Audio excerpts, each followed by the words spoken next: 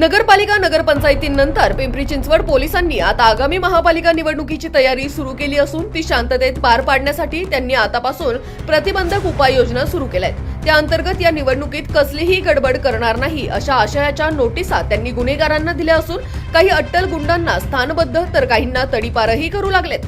संघटित गुंड टोळ्यांना महाराष्ट्र संघटित गुन्हेगारी नियंत्रण कायदा तथा मोक्काचा दणकाही देणे त्यांनी सुरू केलाय।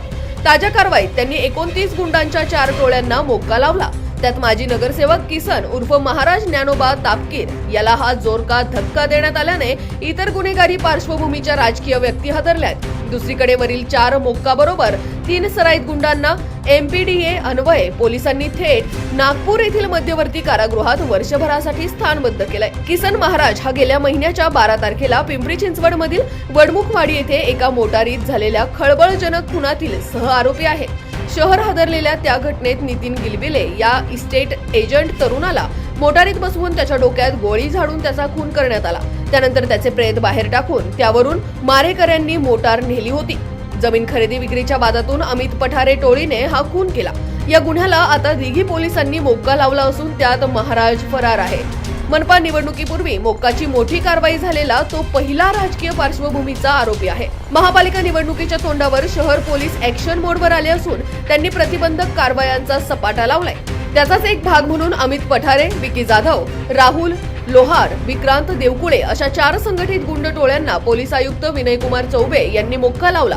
अमित पठारे व विक्रांत उर्फ सरडा प्रकाश देवकुळे या टोळ्यात दिघी अनिरुद्ध उर्फ बाळ्या उर्फ विकी राजू जाधवची चिखली तर राहुल अप्पासाहेब लोहारची टोळी भोसरी MIDC पोलीस ठाण्याच्या हद्दीतील आहे। या ठाण्याच्या हद्दीत काही संवेदनशील मतदान केंद्रे असून तेथे मतदान व मतमोजणीच्या दिवशी गडबड होऊ नये म्हणून पोलिसांनी ही खबरदारी तेथे घेतली आहे। तशी ती शहरात इतरत्रही घेण्यास सुरुवात केली आहे। त्याद्वारे त्यांनी MPDA तडीपारीचे हत्यार उपसले असून शिवाय शेकडो सराईत गुन्हेगारांना प्रतिबंधात्मक कारवाईच्या नोटीसाही बजावल्या।